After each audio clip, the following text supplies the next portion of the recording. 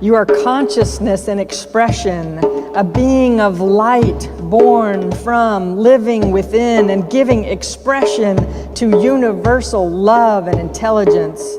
Make yourself available to vast inner guidance. Realize yourself as a spiritual change agent capable of bringing forth higher perspectives and transforming blessings.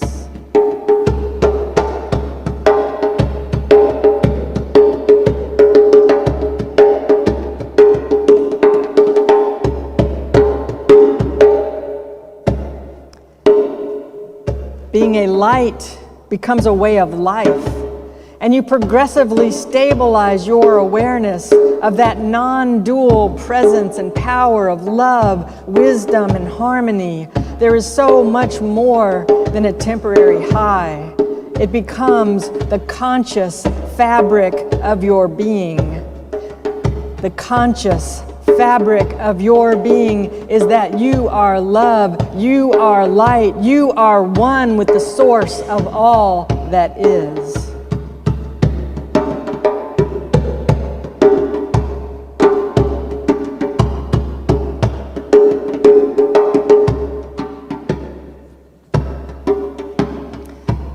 You are at home in a friendly universe. You are complete and whole in the mind of God now and always. You experience the growing realization that the end game of spiritual unfoldment and practices of mastery is not self-love. Self-love is only the beginning. You grow from there into the leading edge of creativity, of purposeful expression, of manifesting and building up the kingdom of heaven on earth. Self-love is not the final destination. It is the beginning of the full flowering and unfolding of life as the human and divine being that you are.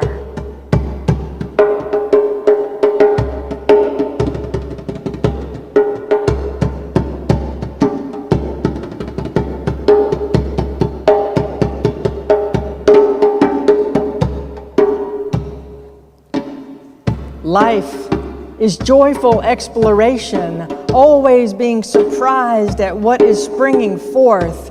You are a yes to life's invitation to co-partner in the next stages of unfoldment and evolution, both in yourself and in the world. You realize yourself as a conduit for continuing revelation, the means by which the one life, the Spirit, is advancing and celebrating itself.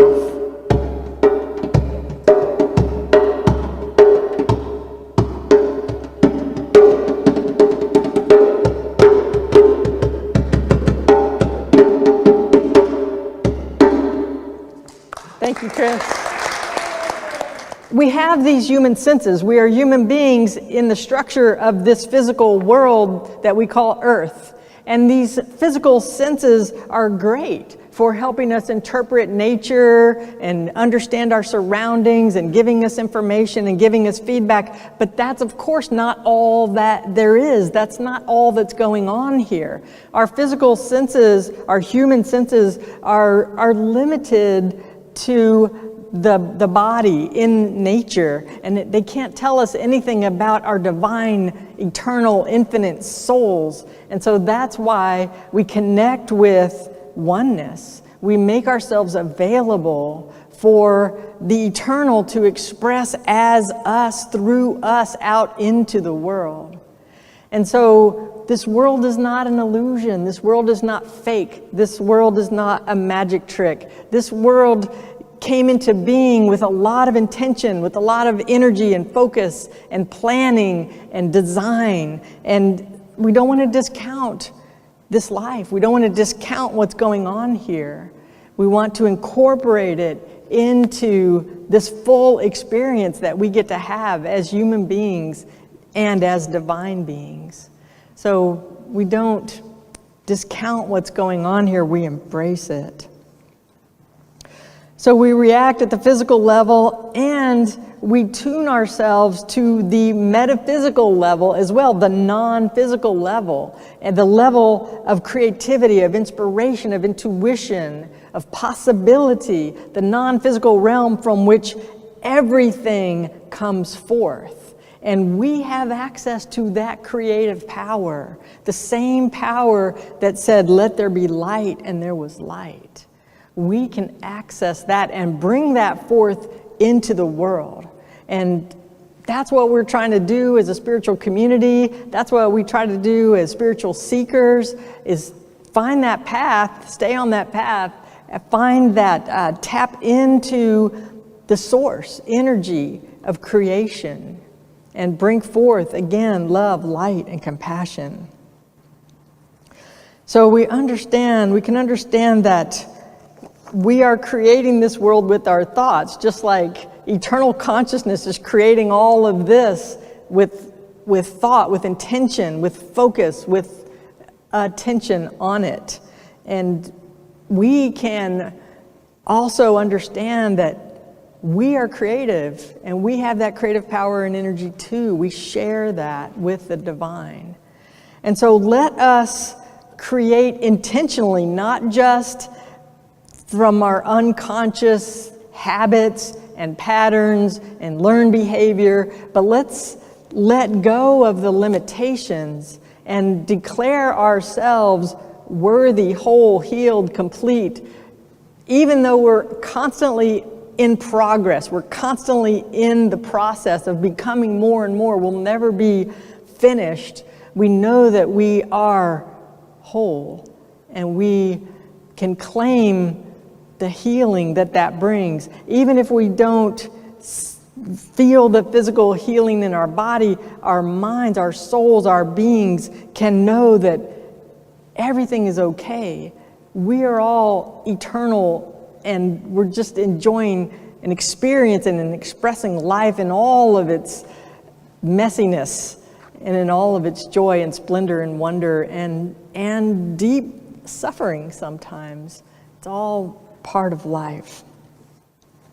So we can move out of the stories that we have practiced by habit, shine the light on those stories, and find out what is limiting me. What can I release? What am I telling myself? What stories, messages, what am I replaying in my head that I could let go of so that I can be a more fully expressed, fully formed individual, bringing balance and harmony into this world? So that's where the power is. Move from these old, cold, told stories into the gold. Find the gold. Turn those old stories into treasure, spiritual treasure. And we can, again, help others heal through our own healing. Help others find love and joy and compassion because we have that for ourselves, because we've done that internal work in our own lives. Then we can share that and offer that out to others. So instead of just focusing on the physical universe, we can ask, what is going to make me a more effective human being? How can I be more effective? How can I show up more put together, less divided, less separated, less fragmented, more healthy, whole, and complete? We're light. We are bringing light forth into the world, and that's the job. That's the job description, if we choose to accept it. And the idea is to step more fully into this so that we live it. We live it every day. And I know for me, there's times where I'm frustrated, I'm stressed, I'm not my best self. I say things I wish I could take back. I wish I could just exist in Zen harmony all the time, and I don't. But what I find on the spiritual walk is I can return to balance and harmony more quickly and more easily than I did in the past. So instead of making a little thing into a big multi-day or maybe multi-hour experience where I'm lashing out at others and wreaking havoc out there in the world, I can say, you know what? I got to take care of myself. I need some time in the quiet. I need to do whatever's going to refresh my body, mind, and spirit so that I can, again, return to that balance and harmony a lot faster, quicker, and easier than I did before. So I like this idea that self-love is not the destination. Self-love is not the end point. It's definitely very important. We definitely walk that path where we try to love and accept our whole selves just as we are, knowing that we are constantly existing in love, whether we feel it or not. When we step out of feeling loved and nurtured and supported by a friendly universe, we're the ones who moved, not the divine, not the eternal, not God.